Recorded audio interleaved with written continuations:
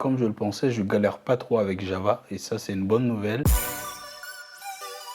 On va essayer de créer une application quiz. Je pense que je vais galérer avec pas mal de trucs, mais ça peut être intéressant. Comme ça, on verra comment je fais la recherche sur Google et tout. Je vais commencer par créer un petit nouveau projet. Un petit activity, je fais next. Alors, on va d'abord venir dans le layout et on va aller sur texte. Je vais enlever la balise constraint layout. On va aller sur du linear layout. Linear layout, en fait, c'est une view group qui permet, comme son nom l'indique, de mettre les éléments soit sur une même ligne, soit sur une même colonne. Pour notre quiz, on va avoir besoin d'un text view pour afficher les questions et de deux boutons, une pour dire vrai et une pour dire faux. Donc pour répondre aux questions en fait. Donc on a déjà le text view ici, donc je vais juste enlever constraint, on s'en fout complètement. Là on a un problème. Ce que je veux c'est que déjà la question soit en haut et les deux boutons en dessous. Et comme je te l'ai dit, donc linear layout permet de mettre les éléments soit dans une même ligne, soit dans une même colonne. Par défaut, l'orientation elle est horizontale. C'est pour ça que les éléments que je mets ici sont mis à côté les uns des autres.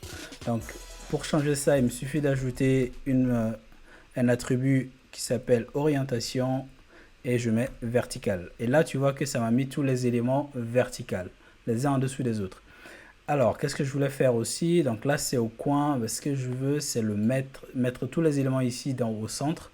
Donc pour ça, j'ai l'attribut gravity, pas layout gravity, mais gravity. Et je peux mettre center. Donc là, j'ai juste un petit problème. C'est que mes deux boutons vrai et faux, tu les vois, ils sont l'un en dessus de l'autre. Ils sont placés verticalement en fait. Moi, je veux qu'ils soient l'un à côté de l'autre sur la même ligne horizontale en fait. Donc pour ça, il va nous falloir créer un nouveau linear layout dans notre linear layout principal pour mettre nos deux boutons à l'intérieur. Donc là, je vais faire un petit linear layout.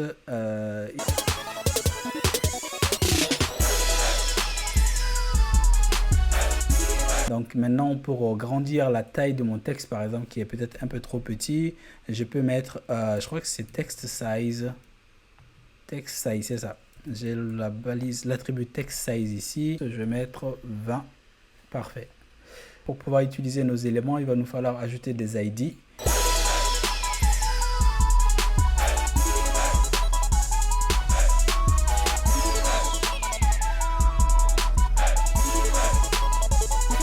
Ok, parfait. Le layout n'est pas mal. Alors, ce que je peux faire aussi, c'est ajouter peut-être une couleur à mon layout principal. Je crois que ça s'appelle background color, non background juste Android color primary text view aussi pour changer la couleur. Je pense le noir on le voit pas trop bien ici. Android et là voilà, là j'ai plein de couleurs ici. Light c'est le white ou tac white, pam. Donc maintenant, on va aller écrire un peu la logique de l'application. Donc quand on va cliquer sur ces boutons, on va essayer de faire quelque chose. Mario.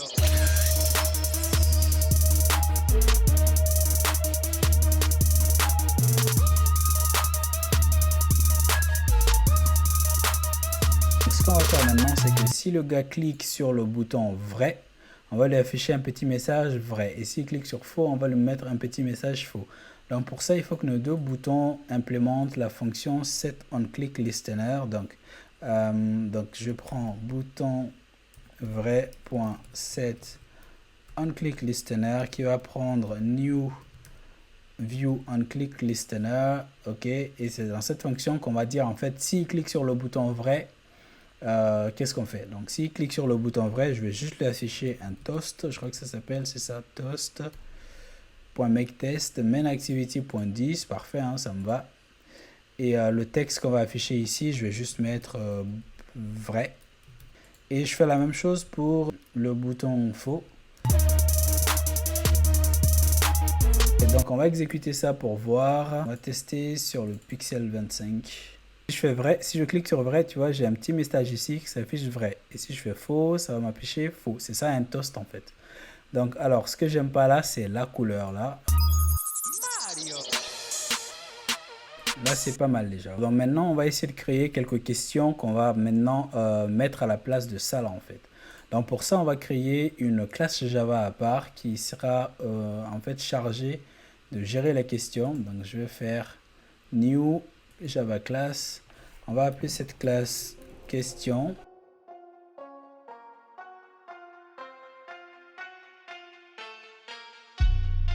Donc, ce qu'on va faire maintenant, c'est aller dans le fichier string.xml et créer nos questions. Donc il me suffit de créer une nouvelle balise string ici.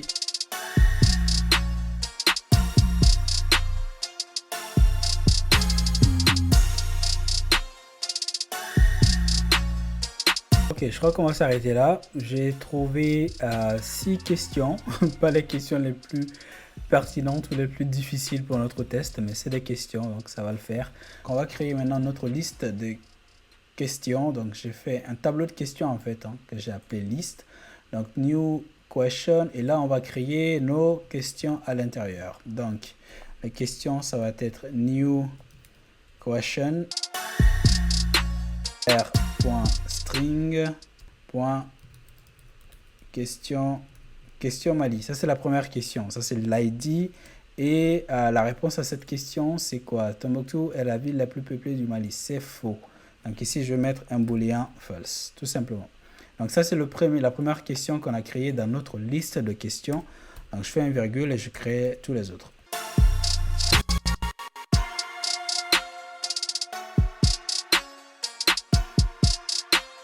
Là, j'ai créé ma liste de questions. Donc maintenant, ce qu'on veut faire en fait, c'est afficher ces questions-là dans ce text view et pouvoir défiler les questions. Donc pour défiler les questions, je pense qu'on va ajouter un nouveau bouton en dessous ici, qui sera le bouton Next en fait. Donc on retourne dans le XML.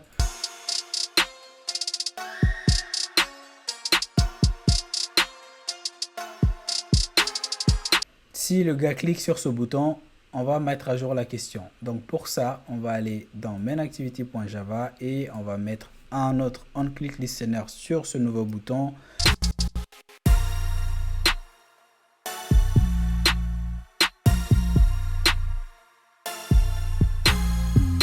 Ce qu'on va faire, c'est que ici, le texte par défaut, on va mettre par défaut la première question. Ou bien ce qu'on peut faire, au lieu de mettre la première question, on peut lui mettre un message d'accueil. Je pense que c'est encore mieux.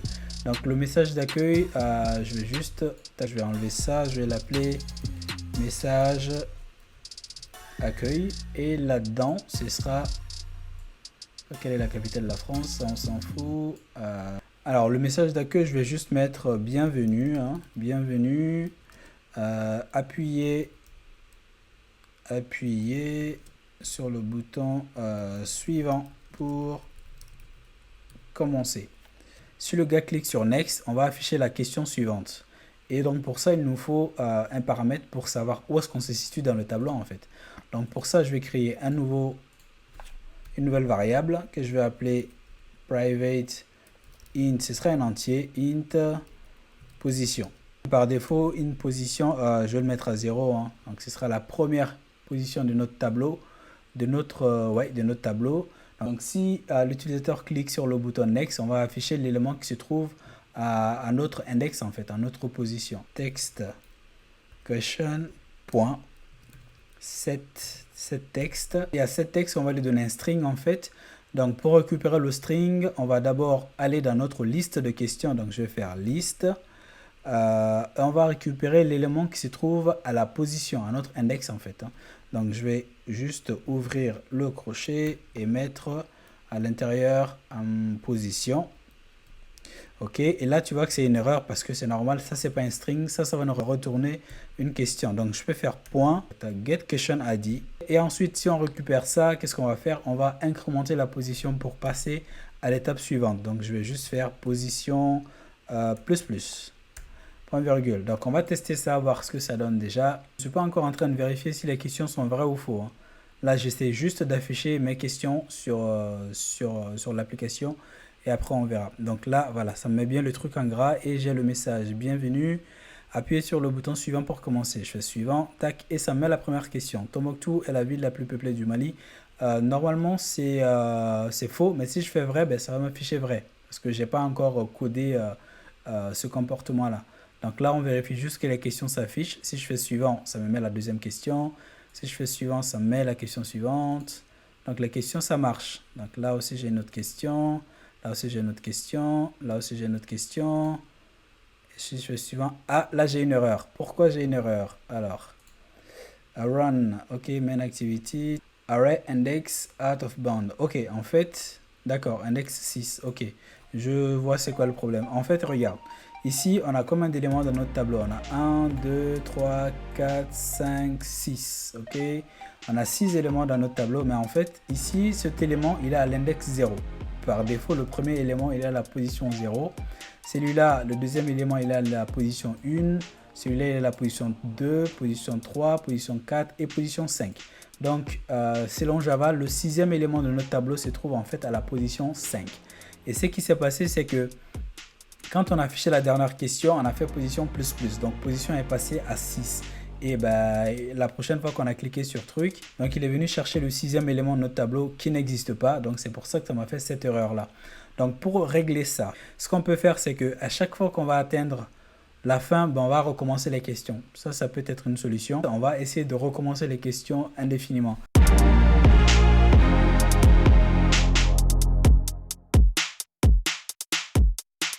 Ici, si on déroule, on a d'abord position qui est à 0. Très bien. Donc, position à 0. Au début, il va faire position à recevoir position plus 1. Ça fait 0 plus 1. % modulo list.length, c'est 5 en fait, parce qu'on a 5 éléments dans notre tableau. Donc 1 divisé par 5, le reste de la division, c'est 1. D'accord? Ça fait 0, le reste de la division, c'est 1. Donc ça va me renvoyer 1 ici. Et du coup, là, on va récupérer l'élément qui se trouve à l'indice 1. Donc ce sera question France et non question Mali. Ensuite, prochain tour, quand il va faire next, position sera à 1. Donc il va faire position à recevoir position plus 1. Donc ça fait 1 plus 1, ça fait 2. 2 divisé par 5, le 2 modulo 5, en fait, c'est 2. Donc, ça va me prendre le deuxième élément ici, qui est l'élément, le troisième élément, en fait. Mais celui-là, il est à l'indice 2. Comme je te l'ai dit, le premier, c'est l'indice 0. Donc, 0, 1, 2. Donc, ça va me prendre celui-là. Ensuite, s'il clique encore sur Next, donc on va venir ici, position à recevoir, position plus 1, ça fait 2 plus 1, ça fait 3. 3 aussi, modulo 5, c'est 3. Donc, il va me récupérer le troisième élément, qui sera celui-là, ensuite ainsi de suite, ainsi de suite. Ensuite, le prochain, ce sera 3 plus 1, ça fait 4. Pareil, 4, il va me récupérer celui-là. Et ensuite, il fait encore next, ça va me faire 4 plus 1, ça fait 5. C'est ça, hein? C'est ça, ça va me faire 4 plus 1, 4 plus... C'est ça, ça va me faire 4 plus 1, ça fait 5. Et 5 modulo 5, ça fait 0 en fait. Hein, parce que 5 divisé par 5, ça fait 1. Le reste de la division, c'est 0. Et bien là, on va reprendre en fait. Ça va me revenir ici. Ça va me prendre la première question. Ok, si je fais suivant, hop, tu vois, ça me commence bien. Comme je te l'ai dit, ça me commence par la question, question France, tu vois. C'est pas trop un problème, on reviendra de toute façon, on fera le tour si tout va bien. Ensuite, question suivante, question suivante, question suivante, question suivante, question suivante. Et tu vois, on est revenu. La première question, c'est question Mali. Tombouctou est la ville la plus peuplée du Mali, on est revenu. Et si je fais suivant, pareil à la capitale, voilà, c'est bon. Donc là, ça fait bien le tour sans trop de problèmes. Maintenant, ce qu'on va faire, c'est vérifier en fait si la question est vraie ou fausse. Parce que le but du jeu, c'est quand même qu'il défile ici et qu'il puisse répondre à la question. Donc ici, par exemple, il va dire le premier président de la 5e République s'appelle Nicolas Sarkozy. Si il fait vrai, là, ça va m'afficher vrai, mais normalement, c'est faux. On doit mettre faux, question, réponse incorrecte. Je vais créer ma fonction.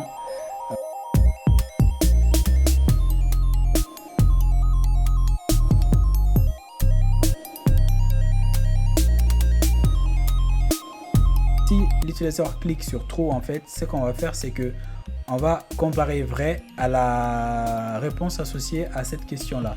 Cette question, je te rappelle par exemple pour Liverpool, c'est question foot, la réponse est true.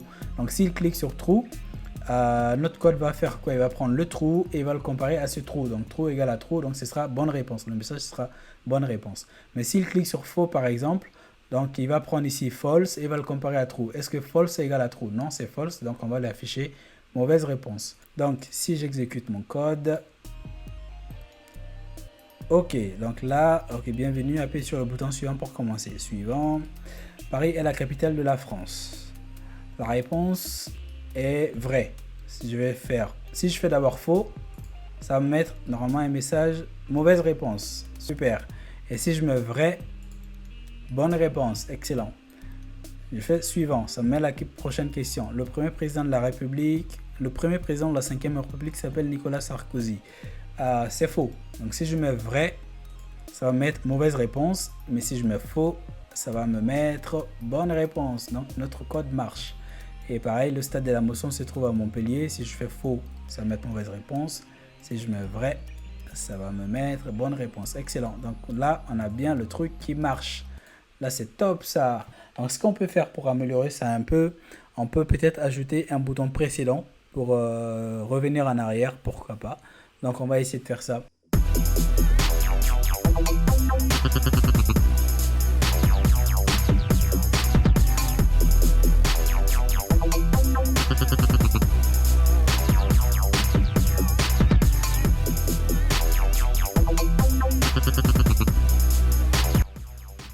Ok, donc si je fais next, ça me met bien question suivante. Si je fais vrai, bonne réponse, faux, mauvaise réponse. Ok, là ça change rien du tout. Donc si je fais précédent, tu vois, ça me le met bien, il n'y a pas de problème. Tac, ok, précédent. Ah, là j'ai un problème là. Parce que, ok, je crois que je sais pourquoi. Array index out of bound, ok, -1, d'accord. Donc là ça me dit en fait que quand on arrive à 0, quand on est à la position 0, on fait position -1. Donc, position reçoit -1 en fait. Position devient égale à -1 et la position -1 n'existe pas. Donc, ce qu'on va faire, c'est qu'on va juste ajouter un simple contrôle pour voir si position est strictement supérieure à 0. On fait ça. Si position est égale à 0, on ne fait rien. Je pense qu'on va juste faire ça. Hein. If position strictement supérieure à 0, then on va faire ça. Else, on ne fait rien. Else précédent ne marchera pas, quoi. Donc, si on est à 0, on ne pourra pas aller en arrière. Donc, c'est ça qu'on fait ici dans le code, en fait. Donc, je vais réexécuter. On va voir tout de suite. Alors, ici, on est à 0. On n'a rien, en fait. Hein. Donc, si je fais ça, tu vois, ça ne fait rien et ça ne plante pas. Ça, c'est une bonne nouvelle. Si je fais next, ça marche bien. Là aussi, ça marche bien. Et si je fais précédent une fois, j'arrive précédent. Si je fais précédent, Mali, on est à la position 0, c'est la première question. Donc là, si je fais précédent, normalement, ça ne doit rien faire. C'est ça. Donc là, c'est bon, c'est parfait. On a corrigé ce petit bug. Cool. Donc, j'ai envie d'ajouter un autre petit truc. J'ai envie d'ajouter une image ici. C'est quelque chose. J'ai envie d'ajouter une image ici. Et ouais.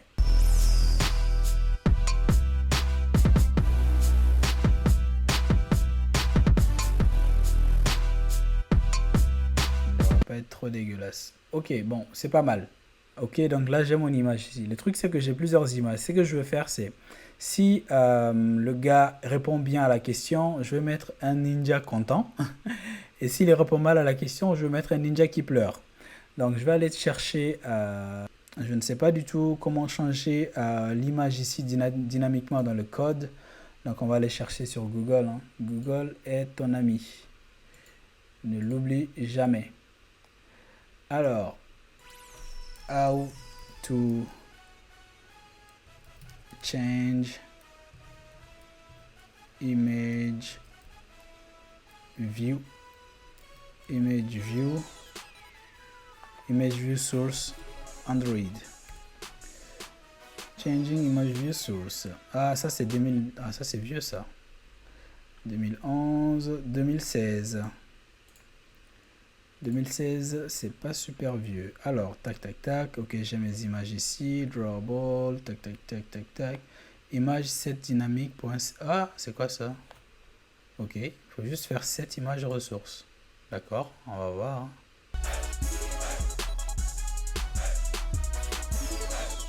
Donc ici, si le gars trouve la bonne réponse, on va faire notre image view. Ici, si tu vois bien, ils ont fait cette image ressource et on va lui donner le truc en fait, hein, le schéma de notre drawable. Donc on va juste faire image view set. Alors qu'est-ce que je fais? Set image ressource et on fait r.drawable. Alors là, c'est s'il trouve la bonne réponse, on va mettre content. Donc Ninja content. OK. Et s'il